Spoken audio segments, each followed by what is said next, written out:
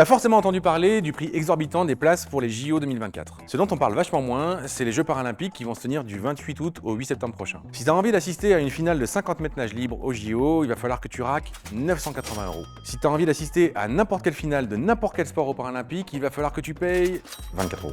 Cette énorme différence de prix, elle peut s'expliquer par la loi de l'offre et de la demande. Une énorme affluence pour assister aux épreuves des Jeux Olympiques peut légitimer potentiellement des prix extrêmement élevés. On peut se dire aussi que les Jeux Paralympiques sont moins prisés du public et donc moins médiatisés, ou qu'ils sont moins médiatisés, donc moins connus du public. Quoi qu'il en soit, les Jeux Paralympiques sont financés en partie par les recettes des Jeux Olympiques, mais ça pose la question essentielle de la valeur accordée aux performances athlétiques. En effet, un record établi par une personne en situation de handicap vaut-il moins qu'un record établi par une personne dite valide? L'inclusion des personnes en situation de handicap est toujours en jeu et peut être impactée par des problématiques de médiatisation ou de loi d'offre et de demande. On peut espérer que la médiatisation des Jeux Paralympiques va accélérer ce processus d'inclusion, en espérant que ça prenne moins de temps. Si tu as quelque chose à dire, laisse un commentaire.